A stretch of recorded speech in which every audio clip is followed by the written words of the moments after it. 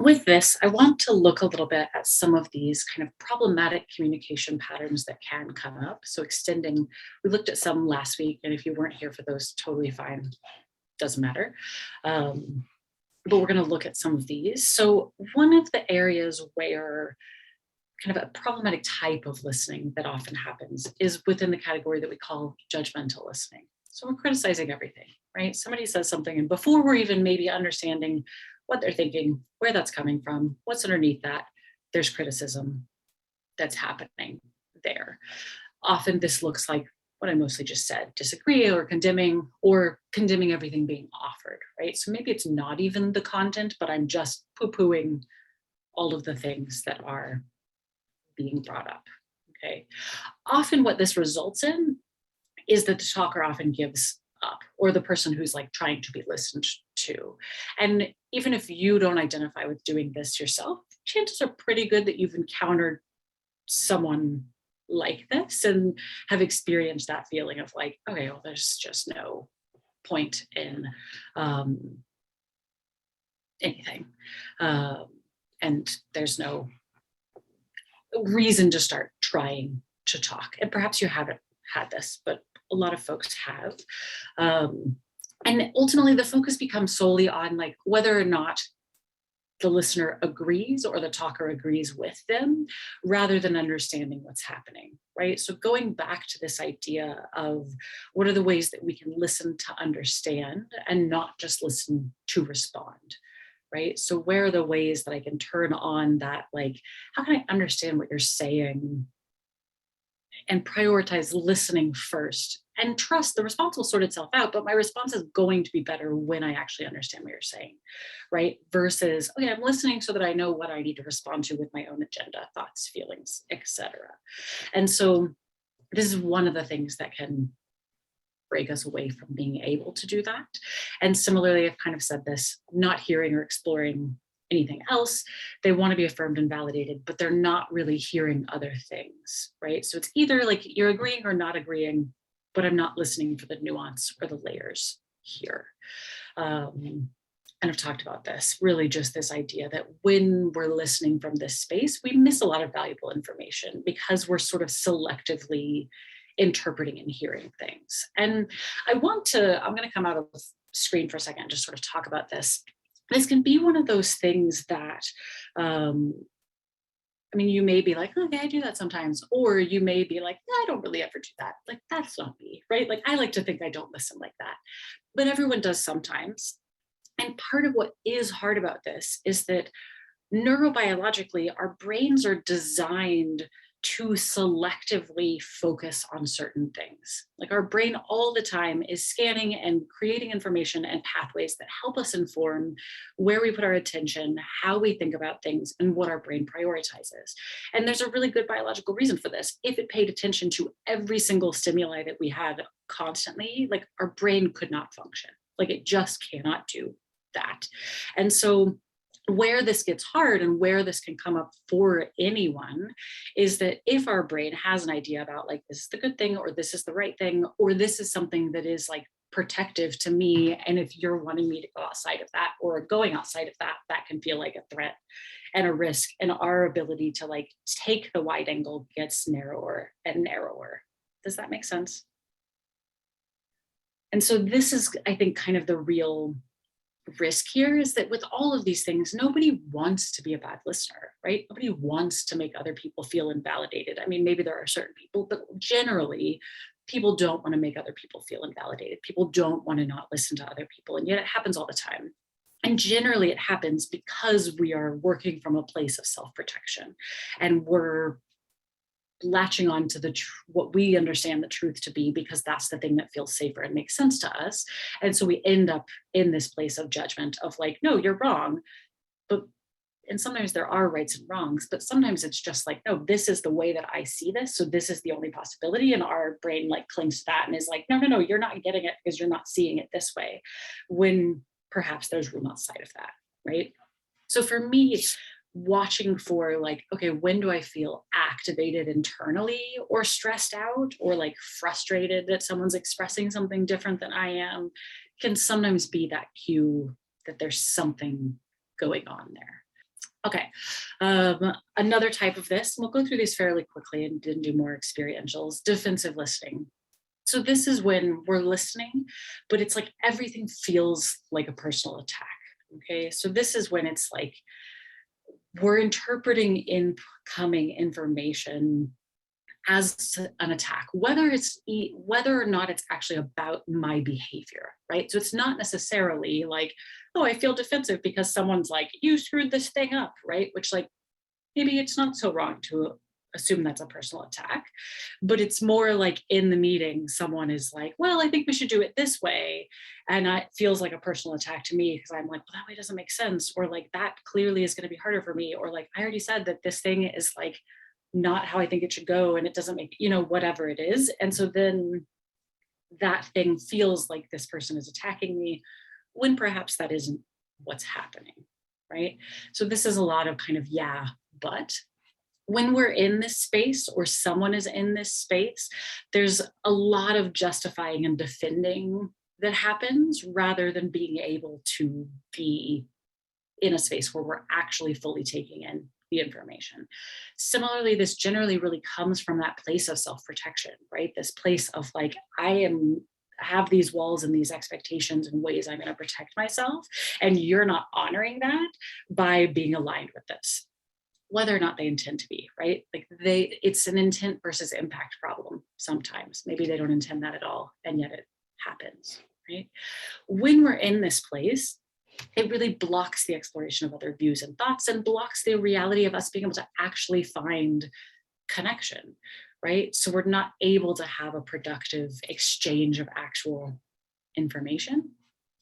Sometimes this can also happen when we come from a place of impatience and we maybe want to quote unquote help the other person to be faster, right? So somebody's thinking through something or expressing something that maybe doesn't quite align, or I'm like, that doesn't even make sense. They clearly don't get this in the right way or the full way.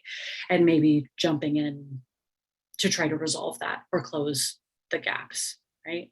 So those can be pieces that show up here a lot. So the last brand of kind of challenging listening we're looking at today, which is similar, a lot of these three kind of have very overlapping flavors, but this is the authoritative listening, right? So it's someone who is listening, but conveying clearly, or listening or not listening from that perspective of I'm right, or I have advice, or no, you're just saying that because you're understanding this wrong, right? So it's like, you're not actually trying to understand, you're just in that place. Someone who's living in that like shoulds all day, like, oh, well, you should do this, the implying you don't have the ability to complete this task or know how, or you're not thinking about this right. So you should think about it this way because then you'll reach my conclusion, right? So some of these pieces. Often, and these words are like, I don't really like the word control in a lot of ways. And I don't mean it inherently in the like pathological like control and dominance. I mean it literally in the like biological sense of the word, of like all the time in our lives we're navigating dominance. And I don't mean it in the way of like the way that can be, but I mean like literally it's like, how do we know who gets the armrests on an airplane? How do we know who's opening the door for who? How do we know who gets to make different decisions, who defers to who? These things are playing out all the time, sometimes in ways that don't make sense or that are really problematic. But ultimately, when often we're in that place of should, or you should be doing this, it's similarly rooted in that same place of wanting the desired outcome to be the one that feels comfortable. And so with all of these, the underlying commonalities are often self-projections of our own inadequacy or uncertainty. So and I don't mean inadequacy of like something's wrong with you if you do this, but I mean in the sense of generally when we're most activated, when we feel the most fear, when we feel the most kind of threatened by not having an agreement, it's rooted in this sense of like, I'm not going to be managing if this goes a different way, or I'm not safe emotionally, logistically, if this goes a different way. Often we see unrealistic expectations. So the idea of like, well, you should agree with me, or even that we have to agree on this. And I think this is where it gets tricky, because yes, sometimes, especially in a work world, it's like, well, we do have to figure out like, what is the thing we're doing? But I think sometimes we get really stuck because it's like, well, I'm not going to agree with you. Like, I don't see it that way.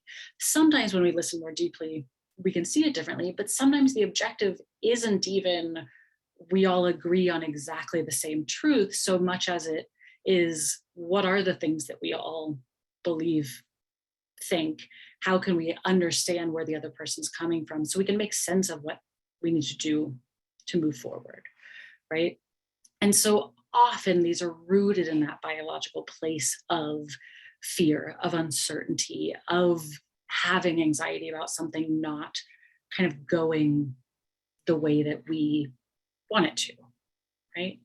And so I want to talk kind of about some different sort of like skills, tools, things to think about. We'll do some more experientials with this. But one thing that I want to encourage you to think about is identifying a motivation for listening. And this seems really obvious, right? This idea of like, well, of course I want to listen because most of us do genuinely most of the time. But especially if we find we struggle with listening with someone specific, or we have just tense communication with someone, whatever it is, or we find ourselves in the moment having a conflict, pausing and asking, like, what is my motivation for listening right now? Can also help inform how we show up in the space, right? There's not like a certain way that listening has to look to be like the good kind, right? I'm going to listen differently to my partner than to someone I'm working with who maybe I don't respect that much, right? Like that's going to look different. And even though that's different, it's not inherently that I'm necessarily wrong there, right? But I'm going to listen differently if maybe my objective that I'm holding on to is showing respect versus I want to gain new ideas or new perspective. They may still look the same, but it might look different. And even if it doesn't look different, sometimes, especially if there's someone who we really struggle listening to or showing up in the way that we want to, this can be a way where we can like hold on to the thing that we're looking for and sort of give us like an objective that feels a little more reachable. Does that make sense? Yeah. Okay, cool. Because sometimes it's like we're not trying to not listen. It's just that our own stuff around like protecting our beliefs and feelings are there. But if we can choose and kind of subscribe to like, okay, I'm going to hold on to all those things, but my objective right now is also seeing if I can get any ideas from what you're saying. Maybe that makes it feel a little safer to ask those inquiries, to get that understanding, to inquire for more information. Yeah. Cool. I'm going to pop back into screen, talk through one more, and then we'll do one more. The other thing that I want to really talk about too are kind of the pieces around like access needs and what it means to you to provide like an optimal listening environment. Okay. And I mentioned this a little bit last time, but when we're thinking about like, okay, what helps me listen well, it can be both like environmental things that are super concrete. Like, okay, if I'm gonna have a conversation with you, I'm not gonna go to a bar where there's loud music playing because I just like cannot process that input. I'm not going to be able to have a conversation with you that is any more than just like superficial whatever because I can't think in that setting, right? So I want to set myself up for success there. Similarly, thinking about like what are the things that I can do sort of in my like prime internal sense to help prepare myself for the conversation. If I'm exhausted, if I'm stressed, maybe that's not the time that I want to go into a conversation about something that's super tough. Maybe I want to make sure that I've eaten the lunch before I go into the meeting about the contentious topic, right? So like, what are the ways that I can provide an optimal listening environment? And while it's not your job to entirely like anticipate, predict, and provide for the needs of other people, it is one of the things that we can, as we get to know the people that we live with, work with, share life with, like what helps you have a productive conversation? What helps you be in a space where you can listen most? Are there things that I can do to support that? Are there things that we can do about how we pick when we're having these conversations, scheduling these meetings, etc., and creating that space for that dialogue, that sharing? Yes, it is good to like not talk and just listen and get information, but that also sometimes what listening looks like is moving away from whatever the like deciding on the objective is or the concrete thing into naming, yes, to the chat, into naming, like, as I'm hearing you say this thing, like, I'm noticing I'm really overwhelmed by this conversation, right? And what are the ways that we can like both use that as our own tool to name, and also if we see someone else doing, changing, or not showing up in a way, reflecting that about that experience too. Like, as I'm saying this, I'm noticing like you're seeming super stressed or you seem disengaged, like just want to check in, right? And that sometimes that is listening, right? It's not just always like, well, we have to do the objective and explain to me exactly why, and I'm saying yes to all those things, but it really is making space for, this is the information that's coming, and how can I say yes to all of you and all of me that is there, which can include the words that you're saying, but can also include my state as a human, right? And that doesn't make me responsible for all of your emotions or you responsible for all of mine, but like we are humans communicating with other humans, right? Even when we're trying to do a technical agenda or sort out something that is concrete, like we cannot remove the fact that we're like humans trying to exchange information with one another. And so I just encourage you to know that you can bring that fullness of yourself into that space and kind of hanging on to that tool, and also just this piece of reflecting and being like, okay, as this person's talking about this thing, what's happening for me? What do I notice? What's going on? And it not being right or wrong or good or bad, but noticing, am I distracted? Am I stressed? Am I feeling good about this? And that can be just as important as the argument of whatever the thing is or the context. Yeah. Cool. I appreciate all of you. Thank you so much for coming and being here. I have a lot more topics and sessions. There's one on Thursday about creating a culture of self-care in a workspace. I've got one coming up on like meaningful one-to-ones, how to make performance evaluations not terrible and like actually meaningful. So there's lots of different topics going. So check out nonprofitaustin.com for all of those, and hope to see you all soon, and have a great rest of your day, week, all the things. And yeah, see y'all later.